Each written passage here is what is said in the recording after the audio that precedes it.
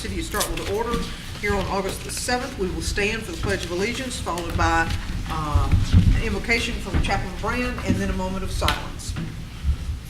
I pledge allegiance to the flag of the United States of America and to the republic for which it stands, one nation, under God, indivisible, with liberty and justice for all.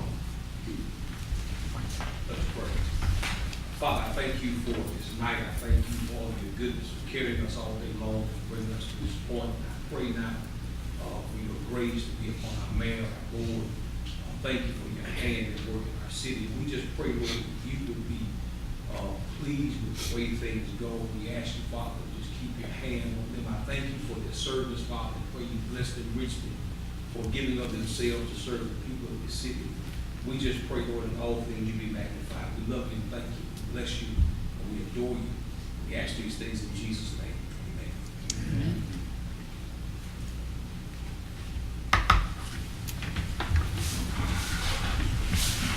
All right, thank you all. We appreciate y'all being here this evening.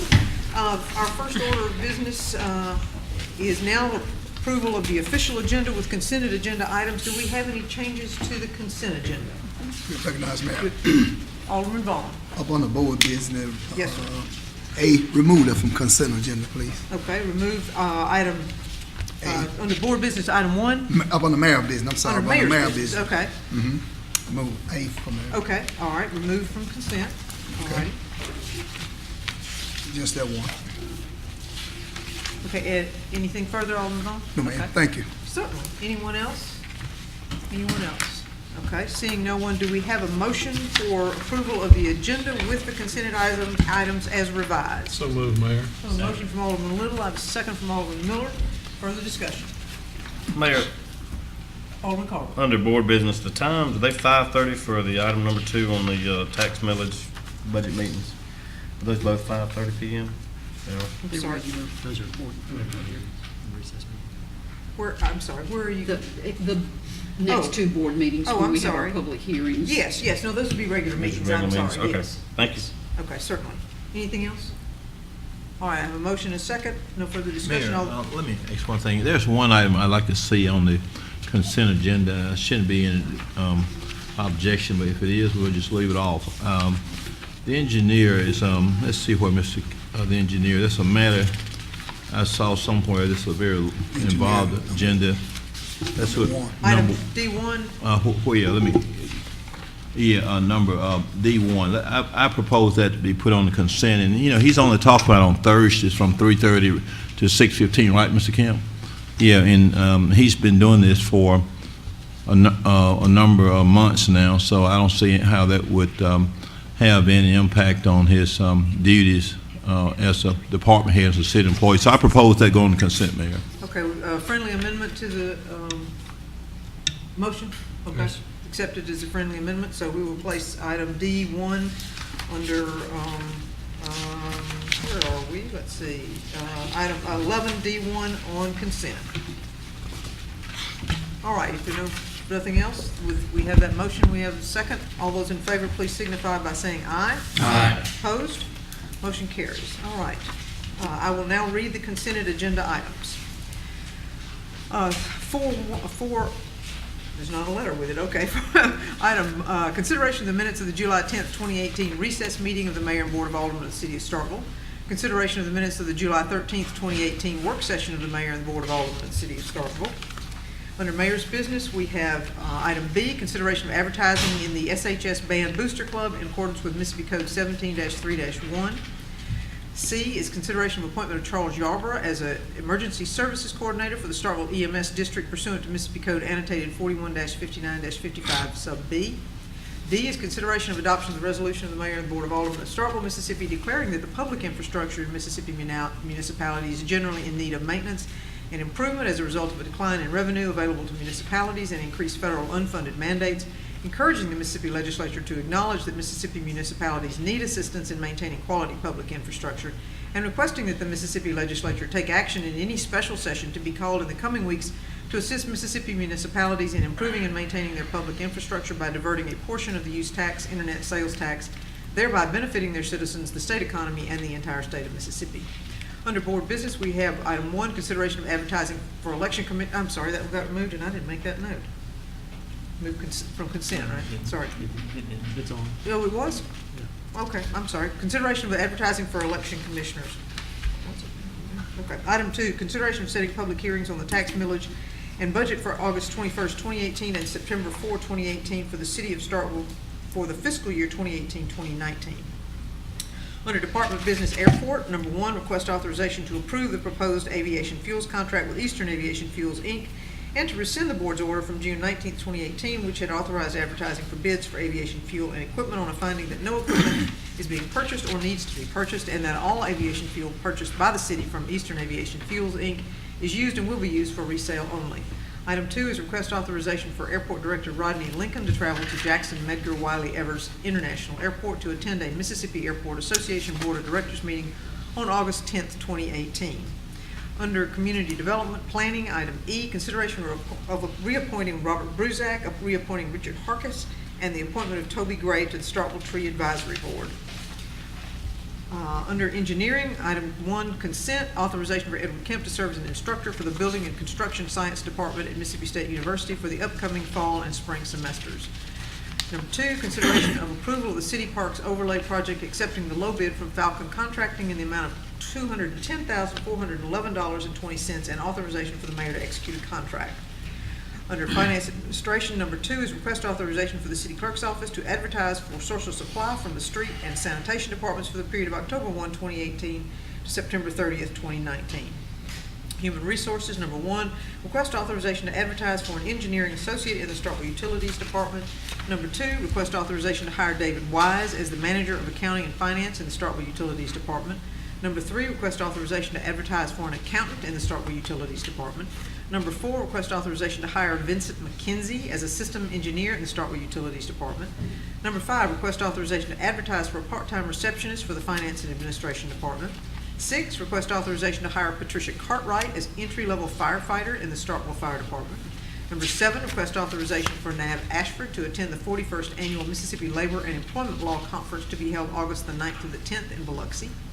Number 8, request permission to allow the Starkville Police Department to begin the promotion process to fill positions of lieutenants, sergeants, and captains. Number 9, request authorization to change the employment status of Amy Kelterman from temporary full-time to full-time with benefits until September 30th, 2018. Under Parks, consideration of approval to purchase soccer goals in the amount of $25,312.53 from BSN Sports, the lower of 3 quotes. Number 2, consideration of the approval of the facility use agreement with the Starkville Christian School for use of an athletic field for their softball program. Under Utilities, number 1, request approval to accept the lowest and best bids received for July the 1st, 2018 through December 31st, 2018, source of supply listing for Starkville Utilities and Electric Division. Number 2, request authorization to accept the lowest quote for Country Club Gravity Sewer Project from Perma Corporation for $38,530.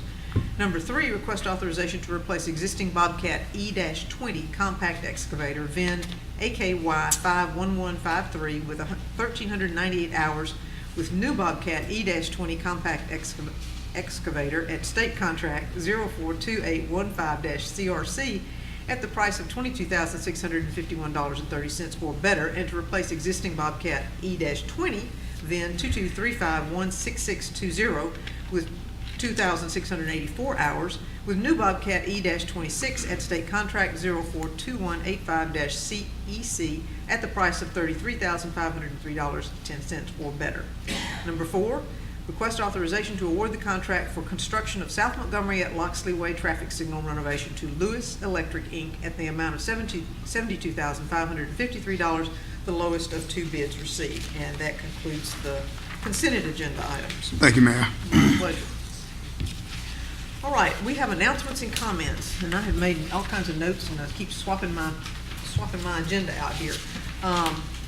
One of the things I wanted to do is to show y'all, this is the Clarion Ledger on Sunday. Starkville, a New South kind of football town, and then on the inside we got double coverage. Starkville, special SEC town. So if you haven't picked up a Clarion Ledger for August the 5th, you might do so, because they are talking very nicely about Starkville and who we are and how we are having a wonderful summer and a wonderful potential football season. So it's a really great section, and I think it's well deserved, and I think the partnership has done extraordinarily good work in promoting us. So I would recommend that to you. I also want to say tonight is our National Night Out on Crime at the Sportsplex from 7 to 10 tonight. We'll have it well attended by the police, and hopefully we have a lot of folks who will be there. Chief, do we normally have a number that we know end up showing up? It's a big deal. Would you be so kind? I think the first year, this is our third year having it. Excuse me, Mayor, Vice Mayor, members of the board. This is our third year having this, and the first year I think we did well over 200, 250 people. Last year we're down a little bit, about 150, but we're looking for that number to be back up again this year. Okay, looking forward to it, and hopefully we'll be out in time to go visit and share some of the fun of being with our neighbors and friends at the Good food. National Night Out. Yes, and support our police department, so Yes, ma'am. that's great. Thank you, Chief. Yes, ma'am. Appreciate it. Okay, and I have a number of employees to introduce, so let me do that now with my proper notes here. Okay, we have from Starkville Parks and Recreation Department, Starkville Police Department, and Starkville Utilities. We have recently hired new employees, and this is our opportunity to introduce them to the public. It allows us to put a face with a name, and it allows the public to do so as well via our broadcast. So the first name on my list is Corey A. Braxton, maintenance worker from Utilities Department, Water Division. And Mr. Kemp is going to join him up here. Corey Braxton is from Eupora, Mississippi. He's a graduate of Eupora High School. Corey attended Holmes Community College, where he studied welding. He also attended East Mississippi Community College, taking basic EMT. Corey worked for the city of Eupora in their water department before joining the city of Starkville. He enjoys all kinds of music and plays the guitar and drums. Play the piano? I can. Yeah? Cool. It's a little iffy. I'll come find you. We'll play the street piano. Corey also enjoys hanging out with his family and his two cats, Toots and Saturn. Corey is a member of the Wood Springs Baptist Church. Welcome, Corey. Thank y'all.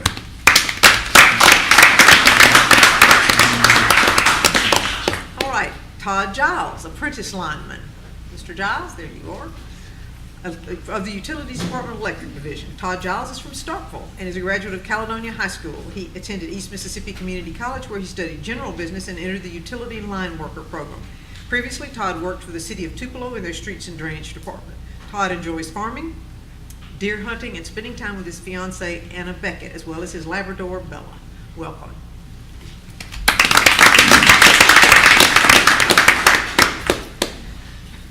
All right, next we have Auguster Hollins Jr. Did I pronounce that correctly?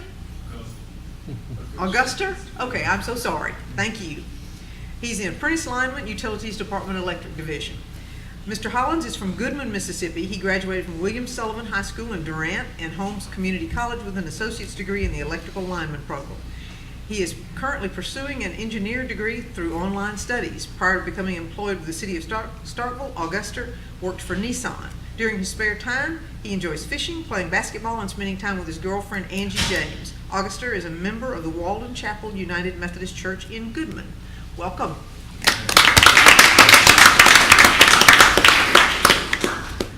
All right, another utilities department here is just piling on here. Office manager, Chris Keel. Mr. Keel is from West Point, Mississippi, but very familiar with the Starkville area. He's a 2008 graduate of Mississippi State University. He has 10 plus years of management experience, having previously worked as store manager for CVS Pharmacy and Academy Sports. Chris is married and the father of 2 young daughters whose names are? Kate and Carol. Kate and Carol. Okay, welcome. Thank you.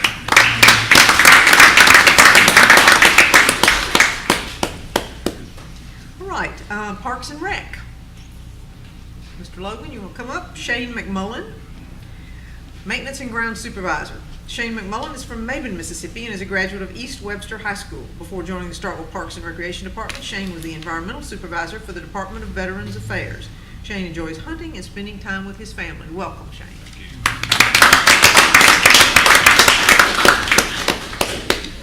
All right.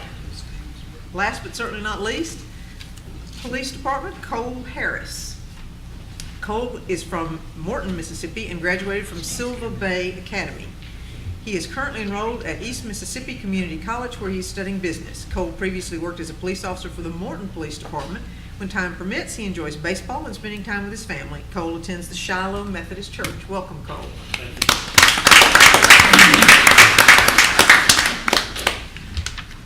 Wyman Ledlow III. Mr. Ledlow is a Starkville native and is a graduate of Starkville Academy. He earned an associate's degree in aviation operations from the Community College of the Air Force. Before becoming a police officer, Wyman was a transmission mechanic at Pete's Transmission Shop. When Wyman isn't working, he enjoys hunting, fishing, and spending time with his wife, Paige, and their 2 children, Kylie and Walker. Wyman and his family attend Pine Lake Baptist Church. Welcome, Wyman.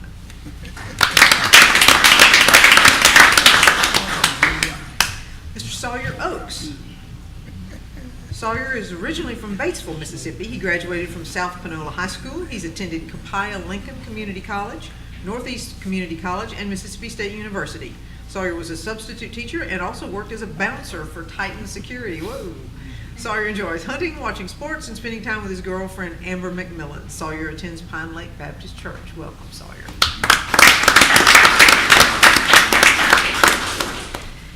And we have Damian Robinson.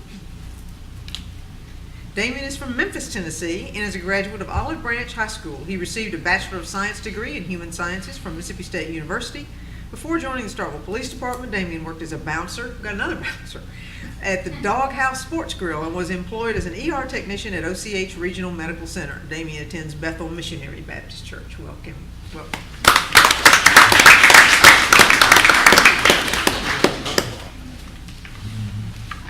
I think I had a double thing. I had 3 more pages to go through there.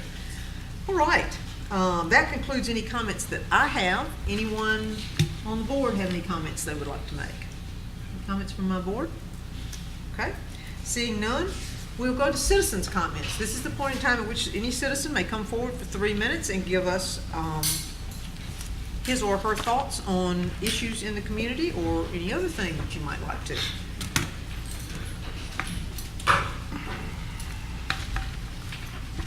Green to the man, boy, my name's Allen Turner, Ward 7. Hello, Mr. Turner. I want to recognize the mayor, the vice mayor, Alderman Vaughn, the police department, and NACP. Chris Taylor. Our David Ruffin of The Temptation used to have this saying, I've been thinking. The last 6 months been kind of tough, been kind of laying low. I didn't want the wear part of me to come out, so I've been laying low. The people have some concerns, hoping that we don't have any officials taking bribes or anything of that nature. Then we have a video that we've been watching, hoping that it's all legit. Concern about Camelot that's supposed to have been demolished after the shooting and stuff that went there. Concerned about the establishment that it was shooting right across from the Tippah County Jail. Those it's still standing, but after those incidents, it was supposed to be taken care of. And for my family, I would like for Chief to kind of help us out. If you're shot with a small caliber weapon, regular bullets, but we know that a hollow point is different. But if a person has their eyes open, then do they still be breathing, or do they know the person that shot them? Thank you. Thank you, Mr. Turner. Anyone else? Hello, I'm Patty Drapala. I'm a resident of Ward 3, and I'm known as a political animal, but tonight I come in a nonpartisan manner to make a nonpartisan request. I would like for the Honorable Board of Aldermen, with the support of the Honorable Mayor, to consider holding a voter forum that is public, that is nonpartisan, prior to the 2021 municipal elections to address some of the following problems that came up in the 2017 election. And that would concern absentee voting, affidavit voting, voter registration, curbside voting, the purging of voters off the voter list. I believe if the city were to hold a voter forum, that it might help alleviate some of the confusion and some of the problems that were present in the 2017 election. I just ask for your consideration. Thank you so very much. Thank you, Mr. Ashton. Great. Anyone else wishing to make citizens' comments? Anyone else? Mayor, I'm going to interrupt right now. I don't know what's about, but twofold, I think that's a great idea. And then also anything we can do as a community, regardless of party. Our voter turnout is as low as it's ever been. I don't know what we can do as a community to engage more individuals. And also, in the budget discussion, I would maybe ask Alderman Sistrunk, while we got the library individuals here, to talk about the library. I thought that was a wonderful idea, so it wasn't my idea, so I'm going to turn it over to you to explain what happened possibly in this next budget cycle for the library. We have just developed our proposed budget, and we'll have public hearings at the next two board meetings about those proposed budgets. But one of the things that we have in that proposed budget is to take advantage of a state statute which allows us to dedicate a certain amount of our millage to the library. And state statute allows it to be up to a mill. We're not quite there yet, but we are going to hopefully dedicate 3/4 of a mill, which gives the library a small increase this year, but it also gets the library on a schedule of having more regular increases as our property values go up. Then they also get to participate in that, and it becomes much more automatic than the process that we've had for decades. So. And two, I was going to say, we were involved with a summer reading program, but we're really well pleased. My son had to go in and check out books so often throughout the summer, so it was our first time to really get involved, and we had great experiences every time we went, so thank you. Thank you, Alderman. Is that? Yes, ma'am. That's it. Thank you. All right. Any other citizen comments? Okay, we'll close it to citizen comments and we'll move to public appearances. We do have one public appearance tonight. Start with public library events and programs. Mr. Jack McCarty and Sue Minshew. Thank you, Mayor. Thank you, Board, Vice Mayor. Thank you, sir. Really appreciate the service that all of you do. It's a very thankless job. So I just want to say, first of all, thanks. My name is Jack McCarty. I'm a resident of Ward 4. We appreciate Jason and his leadership in Ward 4. But tonight I'm representing the Starkville Library Board. I currently serve as the president of that board. It's my second term as president. That's a real easy job to achieve. You just show up at a meeting where there's not many people there and you get the job. So that I was fortunate enough to get that job again not long ago. I'm joined by Sue Minshew. Sue is our president currently of our Friends group, the Friends of the Library. And she also serves as secretary of our board. I'm also joined by Lynn Reinschmidt, as well as Jenny Holtkamp. Lynn is on the board of the Friends group as well.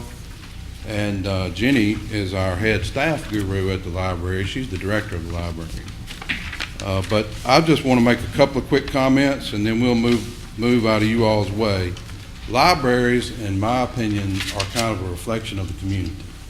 I travel around in my job. I look at the local library.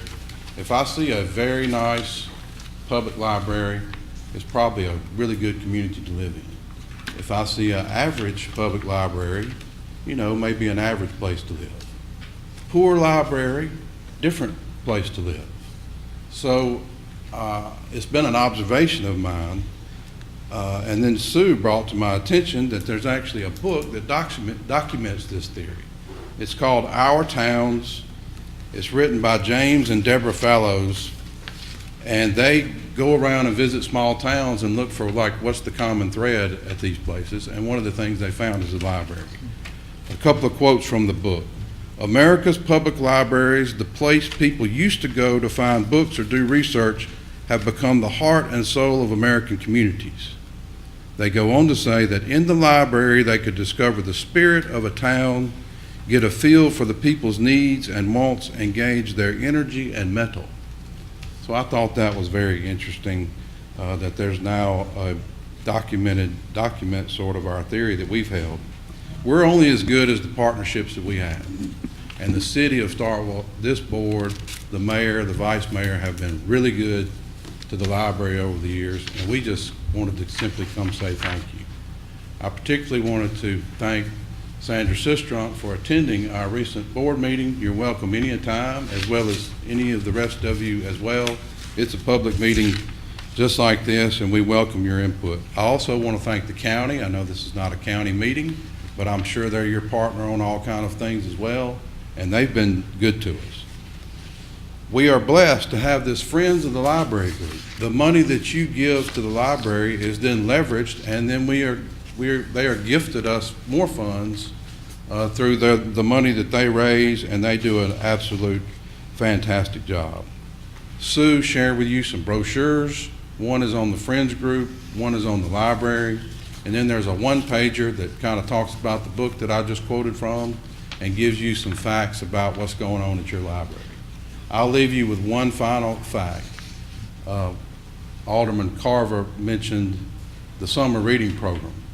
Over 5,000 books were read by children this summer at our library through the summer reading program, and we're really excited about that. So thanks again for your time. Yes, sir. Mr. McCarty, I appreciate you coming up and speaking. I agree with everything that you said. I just wanted to ask you a question, just as an individual board member. I mean, what are some things that we can do just individually to better support the library beyond the allocation that we're talking about? Because I do think, I agree with you that it's a vital part of our community. The cool thing about our public library, and I think it's very true for a lot of other small towns, as you referenced, is that it's a public space right in the heart of our downtown. So, which we don't have a lot of public space for the city other than our streets and City Hall. So, and of course the police station. But what is a way that we can better support the library? Great question. We are blessed with a geographic location. Mm-hmm. We couldn't ask for a better location. You could be a member of the Friends of the Library. Okay. You could bring your children to the library to the summer reading program. You could attend the Books and Authors program where we have authors actually come speak about the books that they've written. Come to a board meeting. And most importantly, the role that you're serving here Right. by authorizing funds to our budget. Okay, great. Is the library on social media by chance? Do you have any social media presence? Great question. Do we have Twitter and Facebook and all that good stuff on? Okay, I'll look you up. I'll be sure to share and make sure people know about the events going on. That's another thing, obviously, Yeah. you can do is like and share and follow our programs and learn about it through that way. So thank you. Mhm. We also have electronic devices, talking about technology. We got into the Kindle business a few years ago. Yeah. So you could check out a Kindle, which would have several books loaded on it. And that's a little different niche area that we have Right. as well. We also have the law library, which was a dilapidated little space in the courthouse years ago. So Attorney Latimer and his associates can now come to our place and use our law library. We're proud of that. Thank you again for your service. Appreciate y'all's leadership in my hometown. Thank you a lot. Alderman Sistrunk, do you have a question? And I want to thank y'all for volunteering your time with the library. both with the board and with the Friends program. And we've talked a bit about books tonight and how many books were read and all that sort of thing, but the library is so much more than that these days. It very much is that public space, but it also is a place where there's access to computers and internet for people who don't have that access otherwise.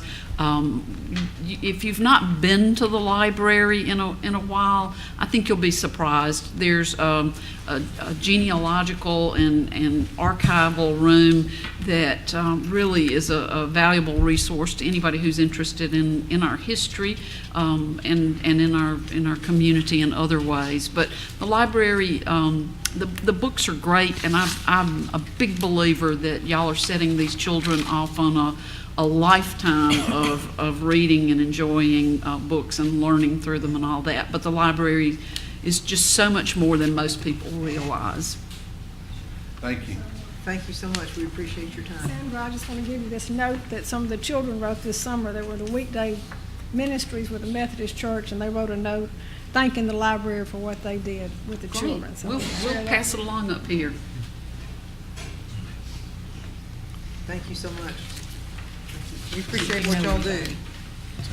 All right, the next item on the agenda is, we have a public hearing. It's a public hearing consideration of RZ 18-04, request to rezone one lot located at 300 Yellow Jacket Drive from R1 to R3A zoning with a parcel number 102H-00-043. Mr. Sanders?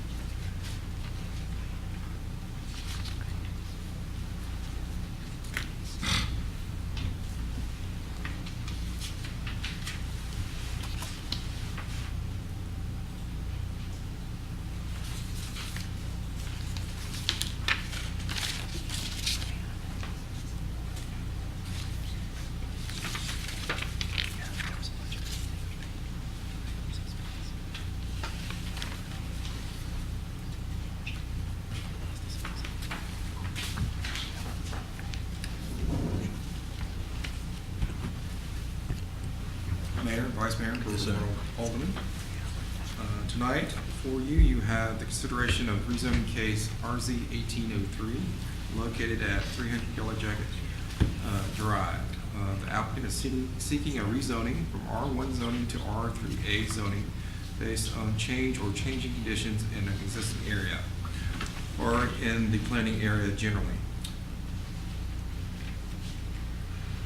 The applicant has proposed a new subdivision at the June 7th, 2016 Board of Aldermen. Excuse me. The applicant is seeking a rezoning from R1 zoning to R3A zoning based on change or changing conditions in an existing area or in the planning area generally, or the increase or increased need for commercial or manufacturing sites in addition to a subdivision of open land into urban building sites, making a change in ordinance necessary and desirable, and in accordance with the public need for orderly and harmonious growth. The applicant is proposing a new subdivision. On June 7, 2016, the Board of Aldermen denied a request for rezoning for the subject property from B1 buffer zone. 47 property owners within 300 feet of the subject property were notified by mail. A public hearing was published on July 13, 2018, and a sign was, excuse me, let me just start over from the beginning.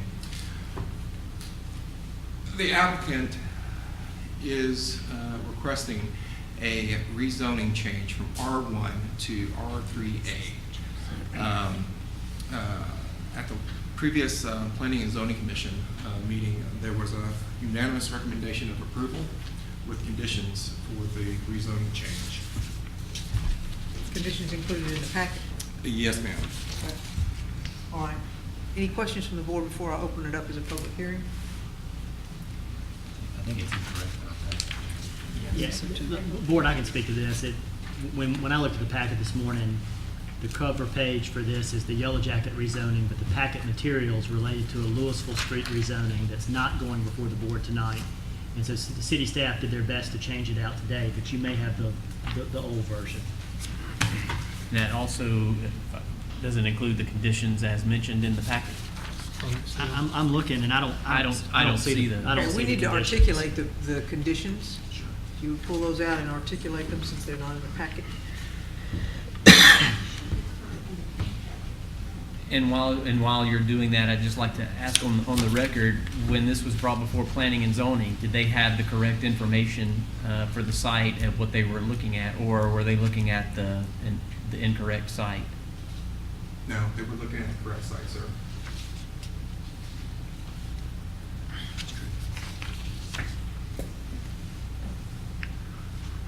Can you pull those up? Madam, I may need your help here. Do you have I got the proper materials, but they don't show the conditions. Yeah, I don't think, I'm not sure there were conditions. Do we know for sure that there actually were conditions? Mr. Pepper, were there any conditions? I'm not aware of it. Would you mind coming up, please?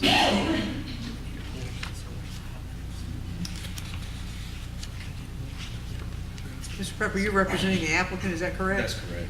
Okay, and the planning and zoning materials, there were no conditions associated with that? Not that I'm from the aware of. Planning and zoning No. Commission? Okay, Mr. Latimer, were you in attendance at the planning and zoning? I was. I don't specifically remember any conditions. Okay. Other than the typical ones that are always on there, about how many copies you have to have, and having no additional planning material. Correct, no zoning. But no zoning There were no zoning conditions. conditions? No, Okay. no zoning conditions. Not that I All right, recall. does anyone have any questions of Mr. Pepper since he's standing before us at this point in time? Mr. Miller? No, I'll wait. Thank Okay. you. All right, thank you, appreciate it.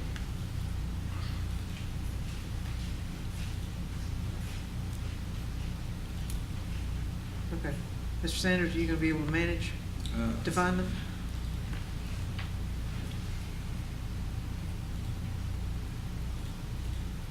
The screen appears to be frozen. One moment.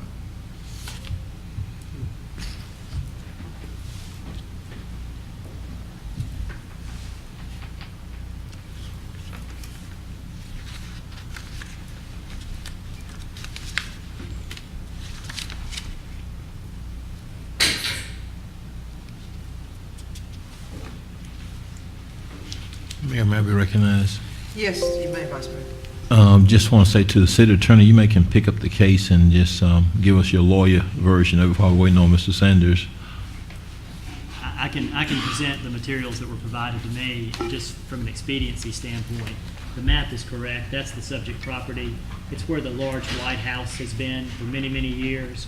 And remember, the board denied a rezoning in 2016 where they tried to make it B1, and now they've tried to make it R3A, which makes it consistent with rezonings that have taken place nearby. The last page of the staff report says that on Sonic, right behind Sonic on Vine Street, a rezoning occurred from R1 to RB1, so increasing density, increasing commercial in June of 2014. Bent Brook Ridge subdivision was rezoned from R1 to R3A in February of 2014, and that's right next door. And then Riddle Run was developed on Lynn Lane and rezoned from R1 to R3 in July of 2015. So that's the evidence of change that the staff has presented. The staff has also said in the report that it's consistent with the city's comprehensive plan and that it's compatible with the land use activity in the area. And the only thing in the staff report that's not addressed is public need. And once the public hearing is opened, I'm sure the mayor can call on Mr. Pepper and he can talk about public need. All right, Alderman Miller, I see your hand. Mayor, previously being on the Planning and Zoning Commission, I will just say, I take rezonings very seriously. So it makes it difficult to make a decision when the information in the packet isn't correct. And then we're here and it's not correct as well. And so certainly if the board chooses, obviously we still have the public hearing, and we bring this up for consideration, that just makes it difficult, in my opinion, to make a decision and for us to potentially deliberate on this and consider on it, or consider it. That's difficult to do because we're messing with people's property. So I would like in the future for us to be 100% on what we've got in the packet and what we're presenting. I don't know that I'm comfortable considering this tonight. All right, thank you, Alderman Miller. We have noticed it as a public hearing, so I do need to have the public hearing. How the board chooses to move forward after that. Any other items from the board before I open it as a public hearing? Okay, seeing none. At this time, I will open it as a public hearing, and it is for rezoning of what was at one time the Josie House. Or actually still is the Josie House, located on Yellow Jacket Drive across from the mini storage areas next to Starkville High School and just to the west of Jackson Street and to the east of Eckford Drive on the south side of Yellow Jacket Drive. Do we have any public comments on this matter? Anyone who wishes to speak to this? Anyone who wishes to speak to it? Okay. Seeing none, I will close it as a public hearing. And then do we have any further? Alderman Walker. I agree with Alderman Miller in terms of not having the right information in the packet makes things more difficult. I think if the board chooses to act on this tonight at a minimum, we need to be able to pull up here what the differences in the statute going from R1 and what R3A would be. I know, and Mr. Sanders, perhaps you can answer this question. If we go from R1 and we go to R3A, what will be the buffer requirements? You're going from a less dense to a more intense use. I'm sure there is some buffer requirement. Do we know what that buffer requirement is? And 20 feet. We just need to make sure that that is in our existing code, that will absolutely be enforced when we get time for platting and building permits. Is that understood? We've had issues with that before. It's not a specific condition that's part of our code, and so we need to make sure that we enforce that to help protect if this is approved, to protect the neighborhood immediately to the east in Pleasant Acres. Understood, sir. And the Riddle Run is, not Riddle Run, I'm sorry, the one that's immediately behind it is R3A as well? Is that right? Bentbrook. Bentbrook, that's the one, Riddle Run. Is that R3A as well? Yes, Right there? yes, ma'am. This Okay. was rezoned to R3A in 2014. Okay. And directly across the street are the mini storage areas. Right here. Right. And then you have the ones to the due east there are the R1? Yes, ma'am. This Okay. is zone R1 and is commonly known as Pleasant Acres. Right. Okay. And have you received any comments from anyone in the 300-foot area or 160-foot area? 300-foot area, whichever. Yes, there were two property owners that commented at the Planning and Zoning Commission, more or less out of curiosity. I have received no other communications after the public hearing. It was not negative or affirmative, it was just questions related to what was going to go there? Yes, ma'am. All right, thank you. And what was the vote at Planning and Zoning? It was unanimous. Approval? Yes, yes, sir. So could you please pull up the requirements of R3A? 2016, this was the last time this property was up for rezoning when they were attempting to go for B1. That was not something that the previous board approved. And I was in favor of not approving that because I thought B1 allowed too many potential uses that could occur there.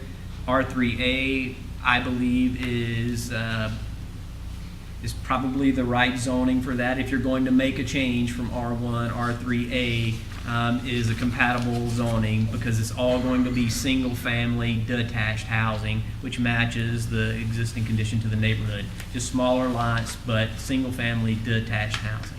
So is this the requirements for Yes, R3A? sir. These are the requirements for R3A as far as what is most commonly asked for R3A, with the front setback being 25 feet, the side setback being 5 feet, the rear setback being 20 feet, the minimum lot size being 5,000 square feet. The maximum building height is common in our traditional zoning code of 45 feet.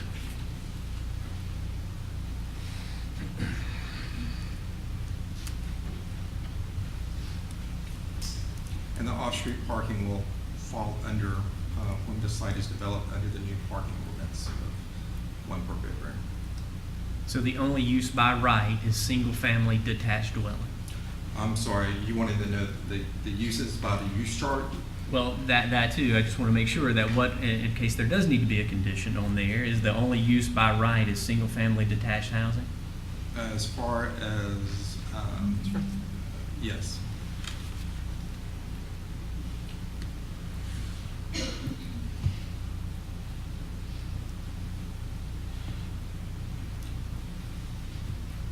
The permitted uses by right: dwelling, live and work, and then dwelling, single-family detached, and parks and recreation passes. Just for those who can't see it. There are conditional uses allowed, and that would be accessory dwelling unit, community service, education facilities, government facilities, parks and recreation, active places of worship, and public spaces, but those are only by conditional use. Yes, ma'am. Okay. All right, thank you. May I be recognized? Yes, you may. Mr. Sanders, I'd mentioned earlier that the staff report is silent as to public need. Do you have any additional evidence as to public need? I do not, sir.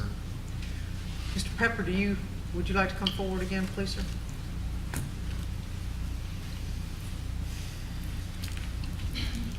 In representing your client, do you have comments regarding public need? Yes, the property to the south has sold completely out.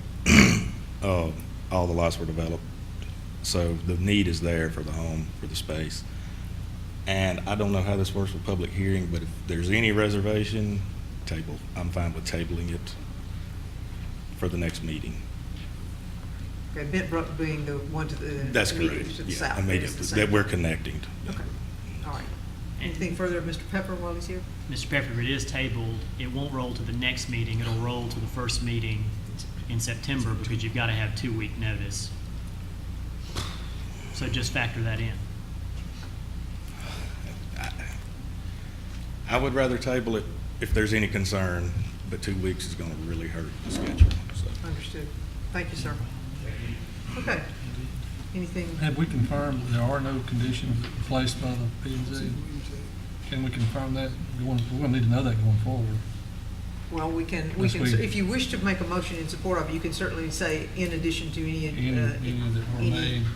Conditions approved or authorized by planning and zoning. So, anything further? Anyone? All right. I need a motion or we move. Mayor, I'd move approval Okay. Alderman Little, I have a motion. with any conditions that were made during the P&Z meeting. If there were any conditions that were attached to it. Okay, and with the finding of facts as noted. Changing the area. Changing condition and public need? Yes. Okay. All right, I have a motion from Alderman Little. Do I have a second? Second. I have a second from Alderman Vaughn. Further discussion? Mayor, Alderman Miller. I'd like to request a roll call vote. Certainly, I'll be happy to. Okay. All right, any other discussion? I'd just say this came up about 2 years ago and did not pass, and the Josies have been trying to do something to develop the property under the R1 and have been unsuccessful. I think the R3A is going to be their best route going forward to develop the property, and it'll be consistent with what's recently been developed around it, and I don't see any reason to hold them back on this project tonight. I think they've waited 2 years, and here's the opportunity to go forward. I'm comfortable moving forward. Okay, thank you, Alderman Little. Anything further?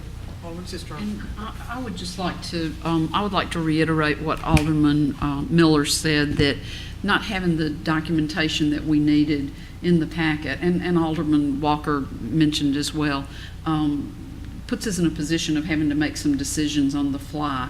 We are familiar with the property, those of us who've been here for a while, and I think we'll make a better decision than we might were it some other property that we were less familiar with. But it does put us in a very awkward position, and it's not the way that I would typically like to do business. I understand that. Appreciate that. And I agree with that, and the reason I am willing for me to take a vote tonight is because I'm familiar with the property. I'm familiar with what R1 requirements are and what R3A requirements are, and I think in an effort to be as transparent, as open as possible, and to allow other board members that might not be as familiar with our codes and our processes to be able to make informed decisions. I'm satisfied with the answer that when this was presented to planning and zoning, that they in fact had the correct and appropriate information so they can make an informed decision and bring that to us. So I'm good with that. I will say that this is in my ward, and Pleasant Acres is a long-established subdivision that was originally developed while it was still in the county, and it is a thriving subdivision that has a lot of really good people that live there and care very much about maintaining the value of their properties. Having said that, I have not been contacted by any members of that subdivision about this rezoning, which leads me to believe that the R3A might be the best rezoning that is suitable for this potential property. It does match what's going to be to the south. If we make sure that that buffer is enforced, 20 feet doesn't sound like a lot, but 20 feet might be the difference in having somebody's headlights come through your backyard and ruin your privacy that you've experienced up till now. Then we need to make sure that that's maintained, and so it's going to be incumbent upon Community Development Department and the building officials that when permits and plans are approved, that we make sure that the rules that we have in place are in fact followed. Mayor, Thank you, Alderman Walker. Mayor, Alderman Vaughn. I agree with Alderman Walker there because this project is nothing strange to us. We done had this project before us a couple of times. This property, piece of property, just like Alderman Lil said, and like Alderman Walker, make sure that we got everything in order because we know all about this property. It's not the first time it coming for us. So, you know, if we don't make a decision tonight, when are we gonna make a decision? Thank you, Alderman Vaughn. Anything else? Okay. All right, we have a motion and a second, and just for me to say, I am sorry that that I find us in an embarrassing position that we have not provided the accurate data. So I will obviously take it on myself, and we will make sure that this will not happen again. So anyway, we're ready for a vote, and it is a roll call vote at the request of Alderman Miller. So if you would please answer yea or nay as the city clerk calls your name. Alderman Carver. Yay. Alderman Sistrunk. Yay. Alderman Little. Yay. Alderman Walker. Yay. Alderman Miller. Abstain. Vice Mayor Perkins. Yay. Alderman Vaughn. Yay. All right, by a vote of 6 with 1 abstention, motion carries. All right, moving to the next item under the agenda, we have a third public hearing, consideration of updating Chapter 62 floods, Article 2 flood damage prevention of the Code of Ordinances, City of Starkville, Mississippi, to meet FEMA flood insurance requirements.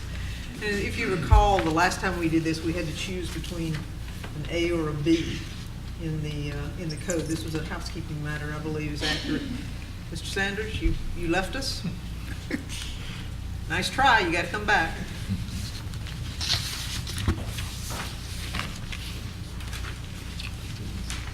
This is the matter of the housekeeping and the A or B selection, is that accurate?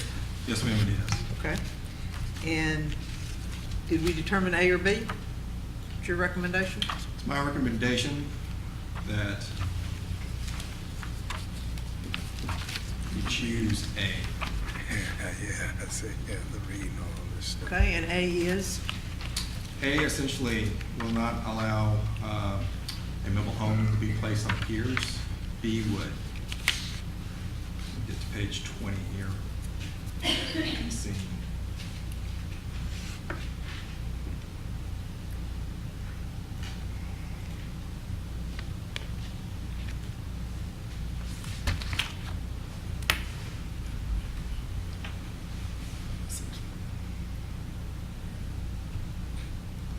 All right, so A is above B there, thank you.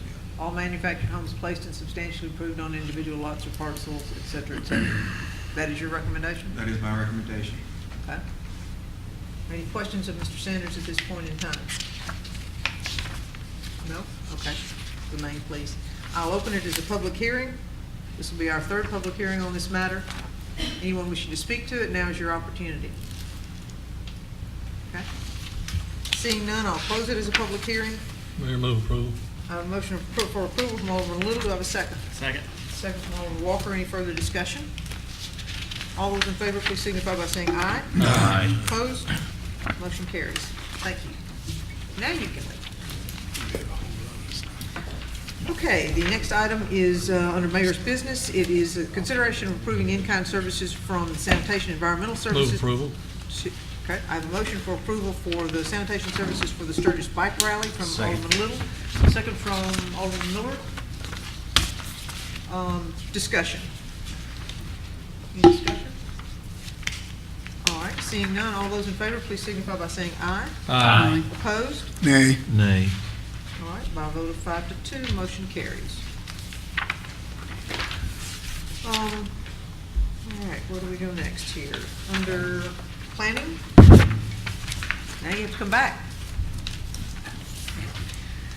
Consideration of variance 18-05, a request by Clay Weeks and Sandy Reese for variances from the street width and requirements for street dedication requirements for proposed condominium development located on the east side of Louisville Street at the intersection of Linden Circle in a C1/R5 zone with a parcel number 102G-00-156.01, 102G-00-166, and 102G-00-167.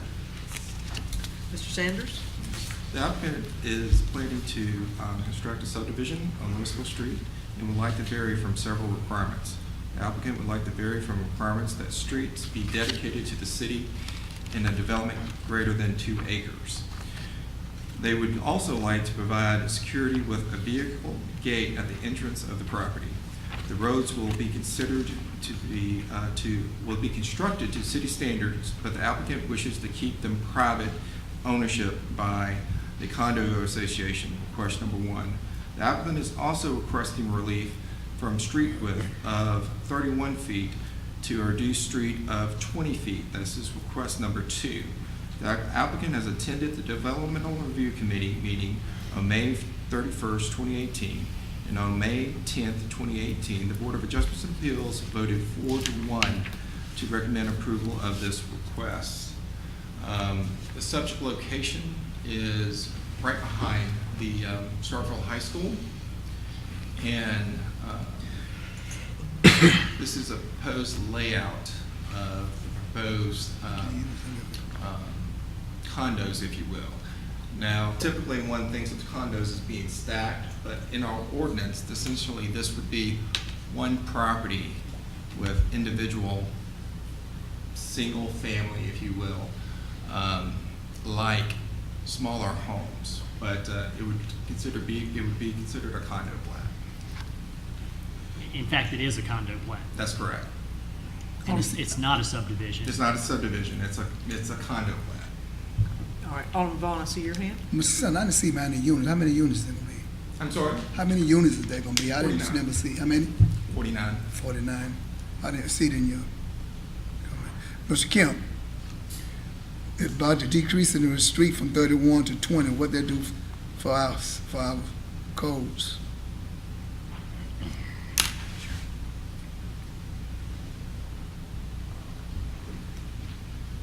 Mayor Moore. Vice How Mayor. different does that make it for us from reducing from 31 to 20 feet? Yes, sir. The minimum street standard in our street specifications is 31 feet. That's back of curb to back of curb. I'll be honest with you, I'm not real sure about how that number was originally derived and how it was, how that number was chosen. There's been some theories in the past that it allowed, specifically like in residential neighborhoods, it would allow enough room for a car to be parked on the side of the road, yet still allow two-way traffic. So I think that if I remember right from Development Review, Buddy, correct me if I'm wrong, they're proposing the roadway to be, I believe, just a one-way. Correct. You would Just enter in it's and basically go a around loop, the circle. a loop road. So, if there is a car parked on the street, it potentially would still have room for a car to pass. Now, if there's a car parked on both sides, it would probably a challenge. And if it's private streets, then no parking is nothing we'll be enforcing. And I think, but I think the question is, how would that affect our ability to navigate Yes. and to drive through there, if I understood the question right? Right. Well, we won't be maintaining the streets. Not maintaining, but I think I understood the question, to be able to traverse through. Right. Would we be giving sanitation service inside the gated community? Not if it's private, right? Well, That's, I'm that'll not be sure. the key code. hang on just a second. Mr. Ware? Were you in the DRC meeting for this project? How was sanitation to be handled? We actually discussed the street needed to be, it was talk, said the street needed to be at least 31 feet, so the sanitation truck can get through and cause on the side. Okay, and if the sanitation truck, was the sanitation truck gonna go through, or were you gonna pick up at the front end, at the entrance to the project? No, we said it'll be treated just like originally how we would have to do it in front of the house. Okay, so at this point, 20-foot road, you wouldn't be able to do that. Mayor, may we recognize? Vice Mayor? Mr. Attorney, in listening to this discussion, this will be a private street, and the Director of Sanitation and Environmental Services said we'll pick the garbage up, as I understand it, in front of the house. Is that what you understood? That's what I understood he said, yes, sir. So if there's a private street and we take our city vehicle down this street, what legal exposure, potential liability, and ramifications might we have as to the use or the damage of that street, and what is your opinion as to the city's rights to go on private property? That's a real challenging question there. To go on the private property, we have a lot of issues before this board that we've turned down this term. So, I mean, we're going to have to give a straight up, a head up answer and a correct answer on that. And I know the answer to it. I wanted you to tell all of us what the answer is. I think there are three potential problems with this Okay. arrangement, and I didn't realize that we were proposing to pick up sanitation on a private street. I think, number one, there is a liability concern with property damage and personal injury if our trucks are going up and down private streets, because that takes me to issue number two, which is you've got to have a right to go on those private streets. So you've got to have some type of permissive right or easement to do it, or otherwise, point three, it's an impermissible donation. So there are three items that are problematic with the privatization of these streets, unless those were all covered in some form or fashion. Thank you, Mr. Attorney. Anything further, Alderman? I'm sorry. No, ma'am. Mayor, Thank you. No, ma'am. Alderman Little? are these gonna have garages at all, rear entry, or what's the? I believe some will, but the applicant would have to Is the applicant here? speak. Is the applicant Mr. here? Pepper, that would be you again? You're a busy gentleman. Busy.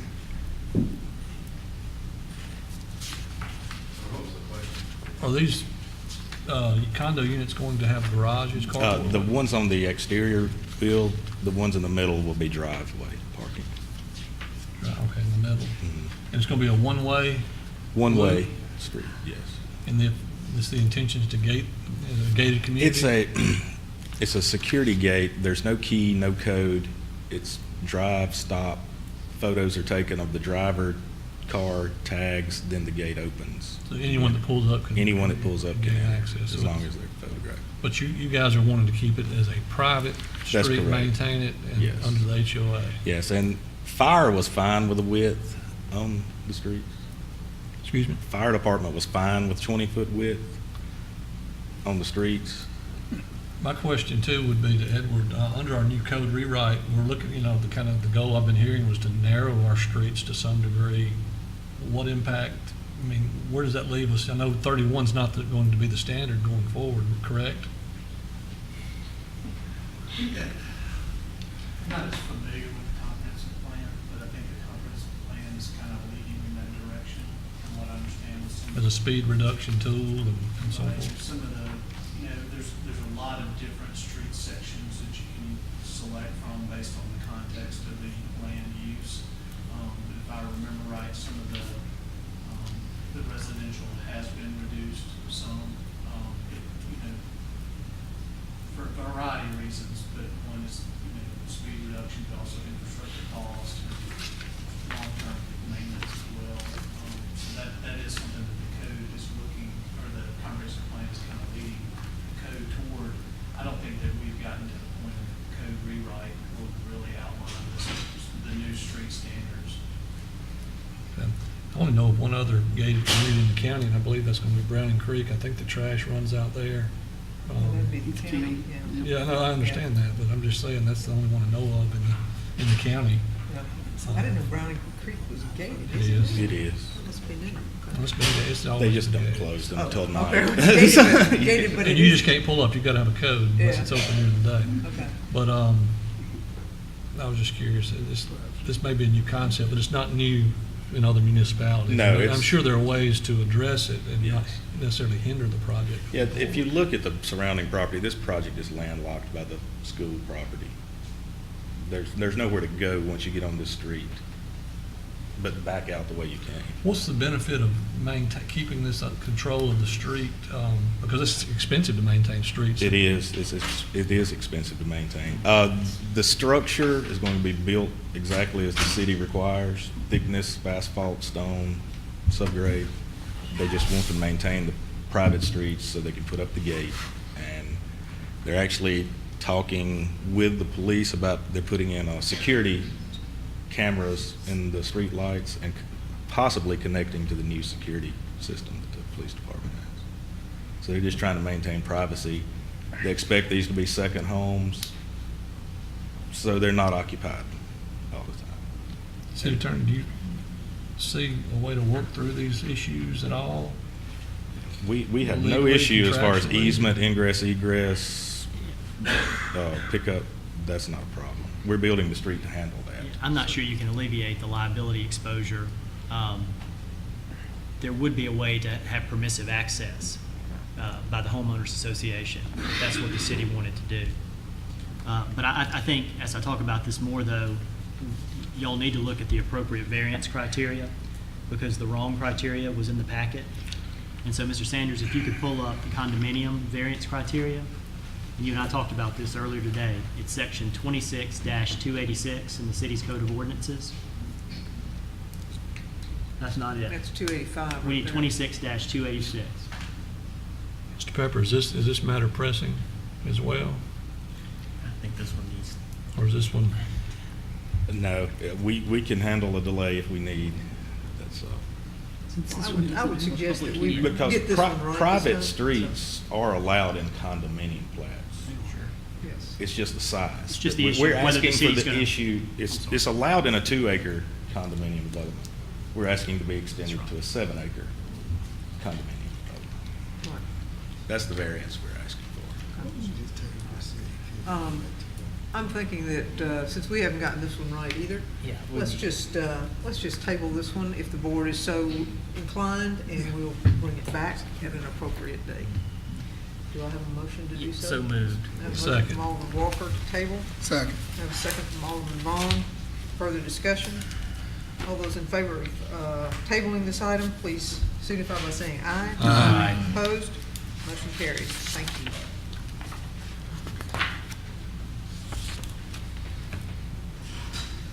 Okay.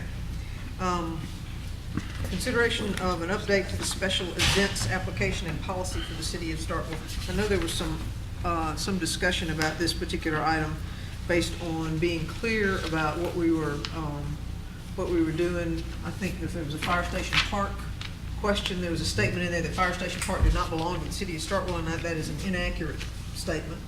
So that needs to be removed from there. Do we have any other items, which I believe there are from some board members who have some concerns about this policy? Mayor. Alderman Walker? I think the current draft of this is certainly a step moving in the right direction for updating our special events request. I am not ready to take action on this tonight. I think there's a few things that need to be worked out.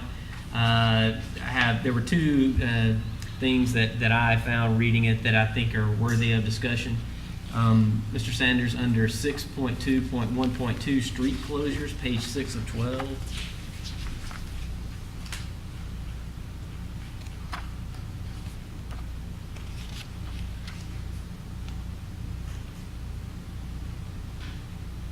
Did you say 6.1.2? Yes. 6.2.1.2, street closures. Right there. Under, yeah. About the third or fourth sentence down, it just seems like it's an arbitrary thing that has no criteria. It says some street closures may require the consent of businesses and property owners in the adjacent area. But it has no teeth or no mechanism for saying when is that required, and at what special events is it going to be required for who, and who's making that decision. I think it may be appropriate that may be the case, but I think there's some additional criteria that would need to be added. So I believe that's either something that needs to be added, or I would recommend that be taken out of the policy altogether. And I'll leave it up to city staff to come up with what they believe is the most appropriate solution. Under 6.2.5.1, it's under Park and Recreation Department. And I know that in the last board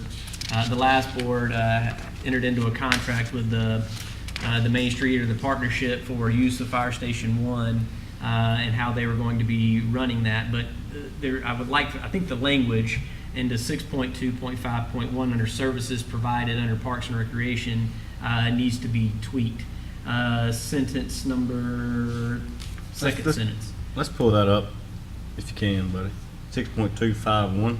Yep, 6.2.5.1 under services provided right there.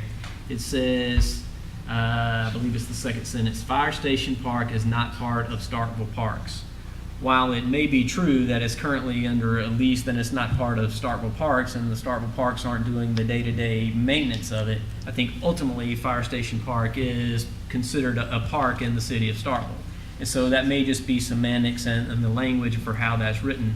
But I would hate for down the road for that to be something that's problematic. I am certainly all for the partnership and Main Street having the events and doing that there. And I know that was part of the reason that the last contract was written that way, to help with funding and other things. But I have a problem with it saying that Fire Station Park is not part of the Starkville Parks. It's certainly part of our public space, and I think that language I would like to see either that clarified or removed from the document. So you still recommend that events held within the Fire Station Park should be approved through the partnership? That stays the same?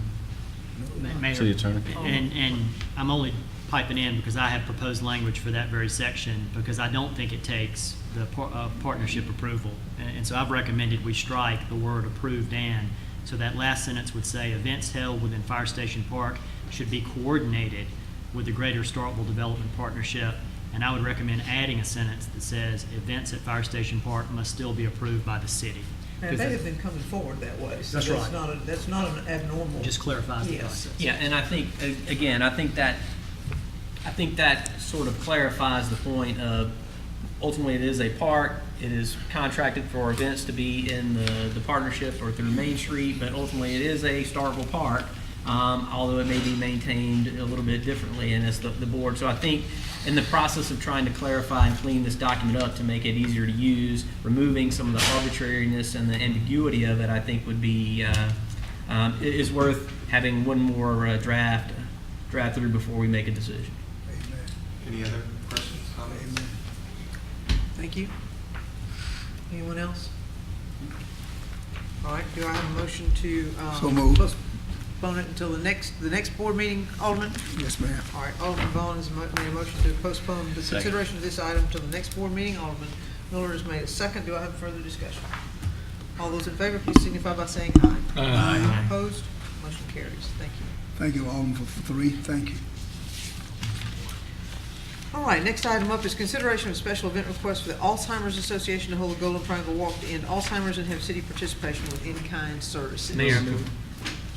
I'm sorry. Oh, Alderman Little got it. Okay, Alderman Little, I have a motion for approval from you. Yes. Second from Alderman Miller. Discussion. Mayor? Yes. Insurance, Right. insurance is still lacking, so I would advise that motion be contingent upon the submission of proof of insurance consistent with the city's special events policy at least 30 days from the event. Yes. And Alderman Little, that's good with Yes. you? We'll add that to the motion. All right, and I have a second. Any further discussion? Seeing none, all those in favor, please signify by saying aye. Aye. Opposed? Nay. By a vote of 5 to 2, motion carries. All right, next is consideration of special event request by the Greater Starkville Development Partnership to hold the Sturgis Rally Dinner Ride and have city participation with in-kind services. Mayor, Alderman Vaughn. I think they wanted to say something right there from Alzheimer's. Alzheimer. The Alzheimer's? It's passed. Do you guys have anything you'd like to say? Thank you.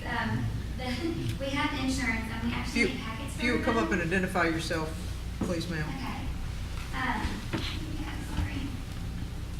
I wasn't expecting that's what I'm asking about. We made some packets for everyone with information and little happies.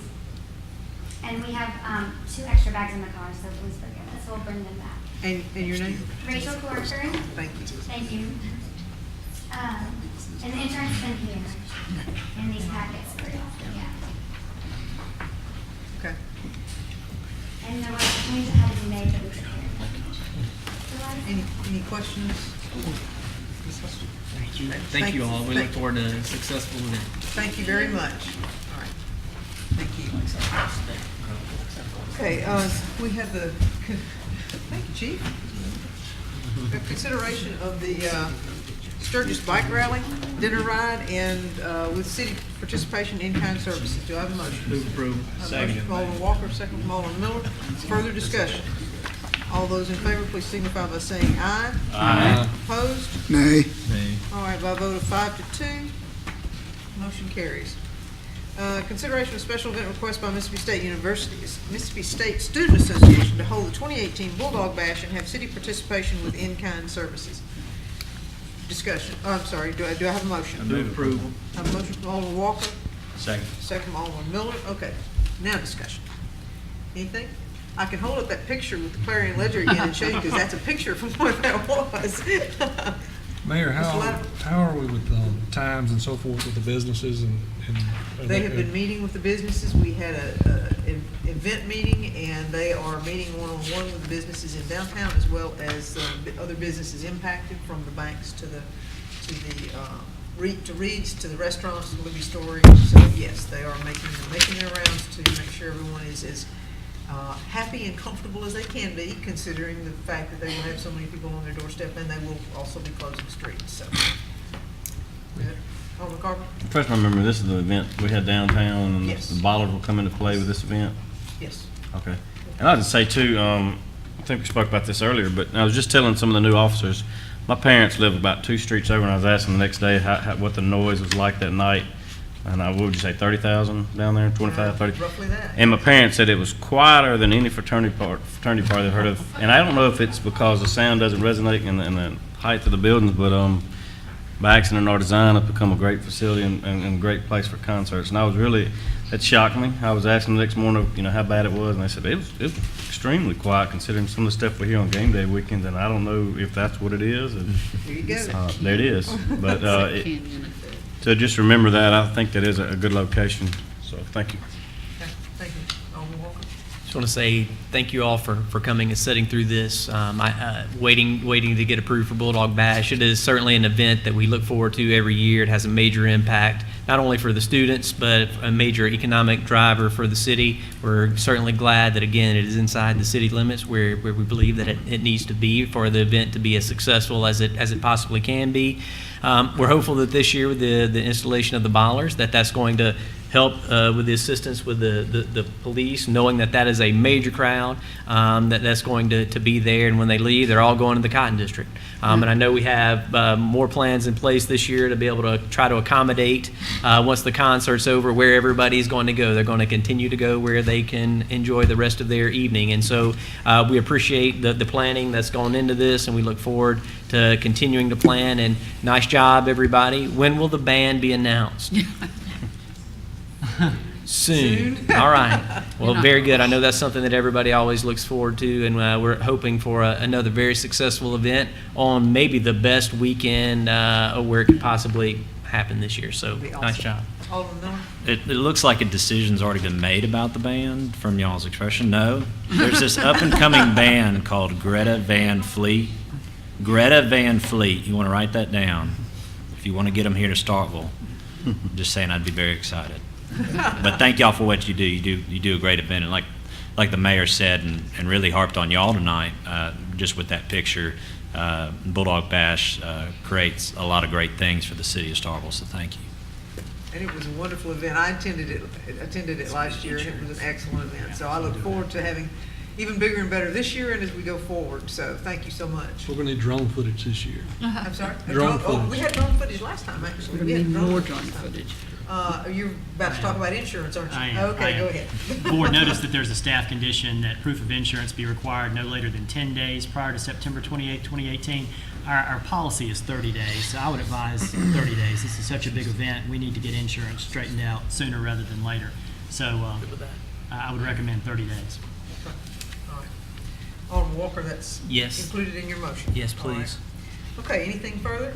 Further discussion? All right, seeing none, all those in favor, please signify by saying aye. Aye. Opposed? Nay. Nay. All right, by a vote of 5-2, motion carries. Thank you so much. We can't wait for this to occur, so we're looking forward to it. Thank you, thank you. All right, next item up is consideration of variance 18-04, a request by Bill Mann on behalf of GM Realty for variance relief from an Move awning. approval. Okay, I have a motion for approval from Alderman Little. Do I have a second? Second. I have a second from Alderman Vaughn. All right, this is Jackson Square, I believe. Mr. Sanders, do you have anything you wish to add to this? I do not. Okay, any questions of Mr. Sanders? Any discussion? I have Okay, one. Mr. Walker. After reading the packet and driving by and looking at the situation, I certainly, the two that appear to be non-conforming are the two that are directly over the doors. That's correct. I'm not sure why those brackets couldn't have met code. But I could maybe get on board with that. The one area where, and again, it's all about context and the time of these buildings were built. If this were new construction, I absolutely would not be for these variances, especially the reduction in the sidewalk. You already have a very narrow sidewalk in front of this redevelopment, knowing there's going to be continued development, hopefully on the corner and all around this area, that's going to generate much more pedestrian traffic than this area has seen in quite some time. With that said, the variance where they're seeking the reduction in the sidewalk, but I believe what it said in there was they were going to put a planter in front of the areas that would be most height restricted, and that would reduce the walkway down to 4 feet. That might be something I could get on board with, but no visual to show what that planter would look like, what type of impact will it really have on the intrusion of the walkway. And so having said that, I might could get on board with going with the variance for the awning, although I see no reason why it couldn't comply with the height requirements if it matched the awnings on the rest of the building. But I'm not convinced, and the packet didn't convince me that it would be a wise decision to reduce an already narrow sidewalk even down to become more narrow. How narrow is that sidewalk? I had the same concerns. I don't know what the Sidewalk benefit is 6 is. feet from the wall to the curb. Okay. Is the applicant, are you the applicant, sir? Would you like to come forward, identify yourself, please, and probably answer any questions or give us some insight? Thank you. I'm Bill Mann, architect on the project. The two, we call them eyebrows over those, were existing. We did not put them there. The sidewalk there is actually, I can't read the measurement, but it's 6 feet from the curb here to the wall where the fire department control device is at. So if we put a no more than 22-inch wide planter under the eyebrow, 22 inches wide by 36 inches long, we still have 5-foot clear sidewalk. What's the purpose of the plan, or what are we trying to do there? We're trying to prevent, the height of that is 7 foot 4 4, yeah. inches, and we're trying to keep very tall basketball players from bumping their head. So I have a question, Mr. Manning. So you're talking about the existing eyebrow that was already on the building. Yes, Why sir. would we have to seek a variance for that? That's an existing structure. I thought the variance was for the awnings that were over the doors. That was the new awnings that were It's for added. this area right here, sir. Built part of the building, it's been there for years.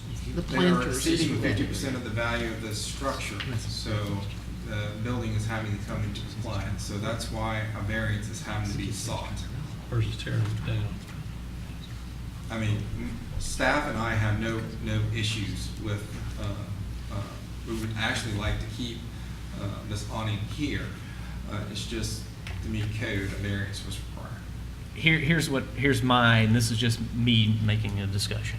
I think it would be silly on our part to talk about a building that's been there for decades with an existing feature that's not been any issue. I'm not sure why we'd have to seek a variance on that. So I'm good on that.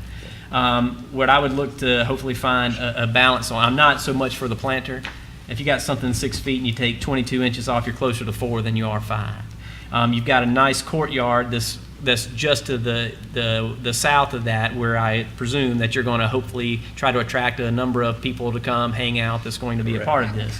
As opposed to a structural planter that's going to be there that we can't move, that is ultimately going to likely be in the way. I would propose maybe we try something where you don't need us to, I'm in favor of denying that variance for the planter there, but I would instead propose that maybe I'll just put a potted plant out there. Something that if it turns out it's going to be something that's in the way, that y'all can just move it. So it's going to be my recommendation tonight to approve the variance for the existing feature that's on the building, but to deny the variance for reducing the width of the So sidewalk. just a plant. Is that, are you making that a motion? I'll make that a motion. We already have a motion. Oh, I'm sorry. I'd accept that. as a- You're right, I I don't apologize, really we see the do. need of a plant or anything out there, honestly. I don't know how many people 7'4" gonna be walking through there hitting their heads. So that's a friendly amendment? Just amend the motion. Is that a friendly amendment? Yes, and up there.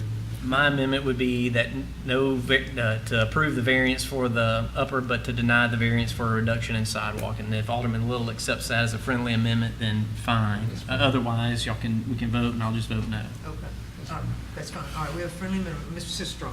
And I just wanted to say that if you need some planters that are narrower, There's some in the city- street at the- Willow. No, the city of Oxford has some really nice street planters that are much narrower and are portable.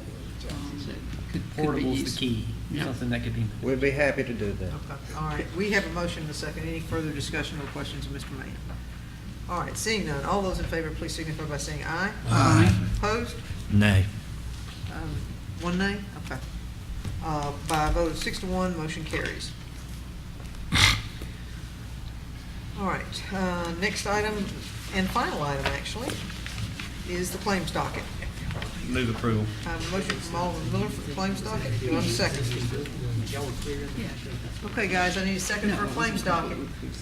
Second from Alderman Little. Discussion. All those in favor, please signify by saying aye. Aye. Opposed? Nay. All right, by a vote of 5-2, motion carries. And that takes us to the end of our regular session of the agenda. We'll now go into, if I have a motion, to go into a closed determination. So move. Second. Alderman Vaughn gave me a first, or a motion, and Alderman Miller a second. Further discussion. All those in favor, please signify by saying aye. Aye. Opposed? Motion carries. We will go into a closed determination session. If you would, please clear the room.